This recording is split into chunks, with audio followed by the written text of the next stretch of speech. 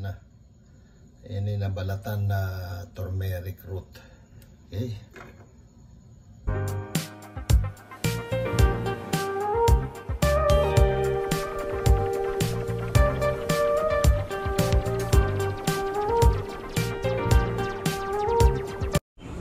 Welcome once again to my video blog on Cesar's Urban Farming, and in today's edition I would like to share to you how to make turmeric tea coming up.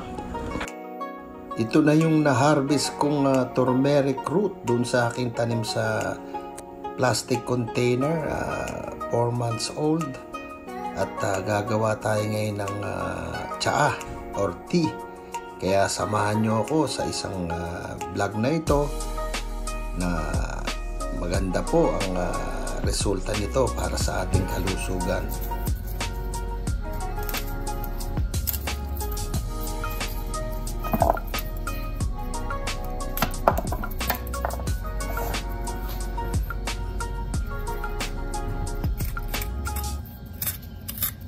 Medyo ipipil natin.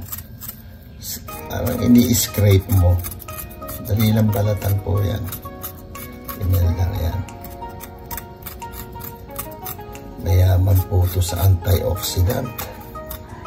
At isa sa mga magandang gamot to pag may ikaw ay merong sipon, ubo, no? At yung meron kang infection, maganda po ito na inumin. According to what I read in the internet, ang absorption ng turmeric sa ating katawan ay mahina po. Kung kaya dapat haluan ng black pepper para mataas o malakas ang absorption ng turmeric. Yung tinatawag na curcumin. Yun ang main ingredients ng turmeric, yung curcumin. Ayan. Ayan. Ito na.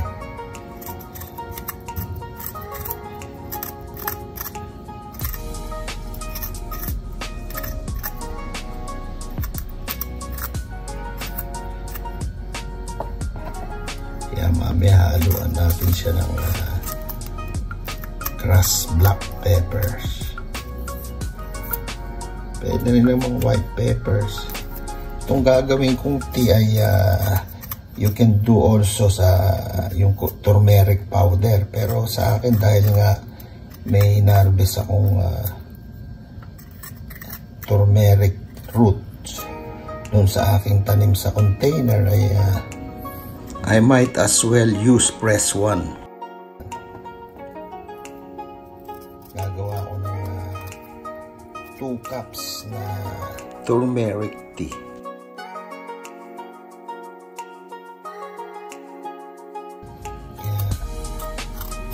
Yan.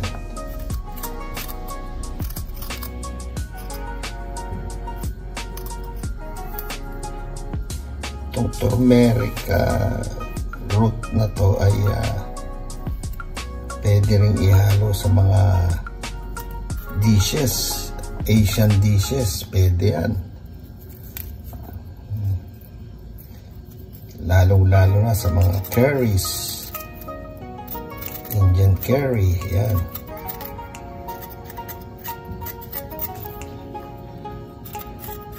Isa yan sa main ingredients ng curry.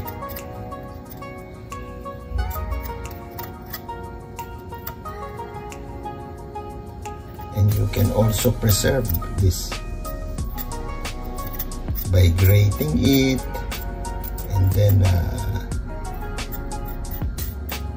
freezing it like cubes. Maraming way in order to preserve turmeric root. At napakadali ring mag-propagate ng turmeric. yan lang, yung mismong turmeric root na yan, pwede mong i-propagate yan, pero kailangan ipa-root natin muna siya. Maging maingat lang tayo sa pagbabalat ng turmeric dahil unang-una nakakamancha po ito. Nakakamancha ng damit, ng kamay. Kaya pag nagtagal yan sa kamay mo, magiging kulay dilaw yung kamay mo, mahirap tanggalin. Pero in the long run, matatanggal din. Tsaka yung amoy. Yan.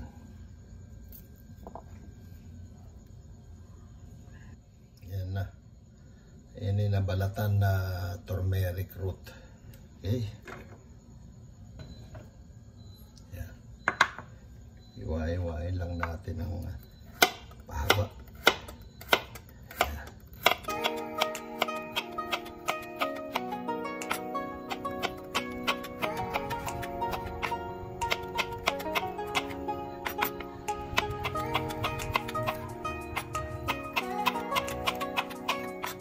Kamag-anak din pala ng turmeric and ginger, tsaka yung rooted galanggam na hinahalo sa mga curry dishes. Yan. Okay, so papakulo na tayo ng tubig. Ayan natin ng 2 cups water. Pakuluin po natin.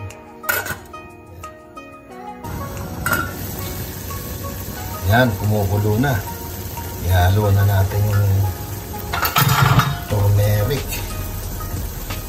Turmeric, yan. Pakuluan natin ng mga 5 minutes para lasa at yung katas niya mag-mix sa tubig. Yan. Okay, 5 minutes.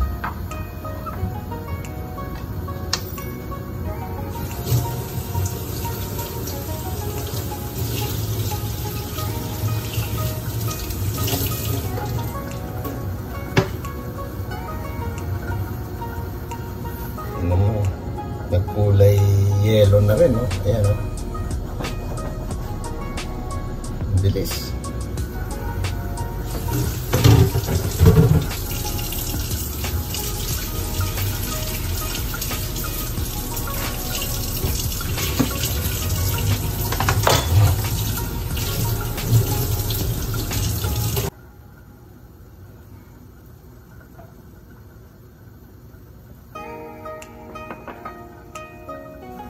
Tingnan natin kung nagkukulay dilaw na yung tubig.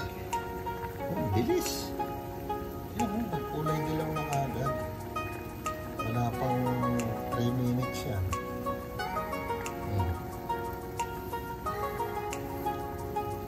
Haluan na natin ang black pepper. Yan. Okay. Dash of black peppers.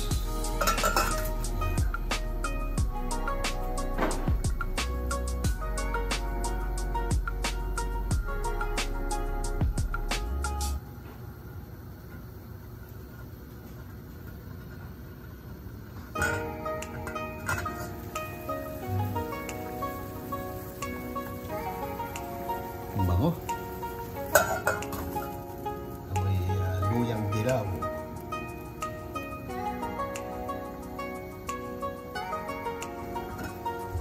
Yun. 5 minutes na.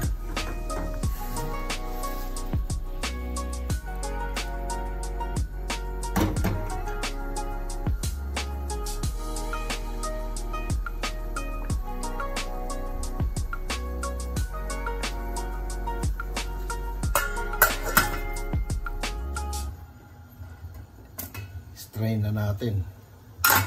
Yan.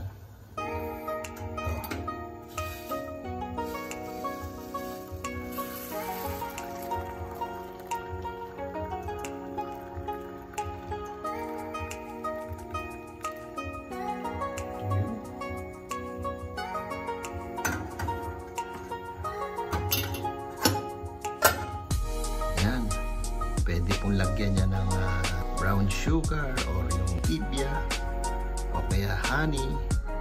I like my turmeric tea with honey. Yan. Okay. Honey ang ilalagay ko ito.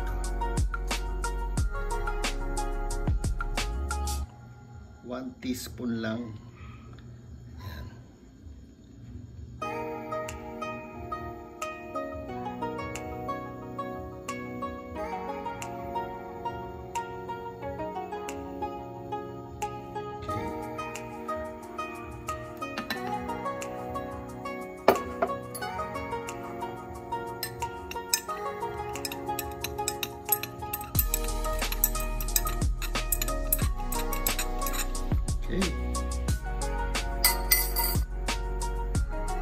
Ayan, ready na po ang turmeric root tea.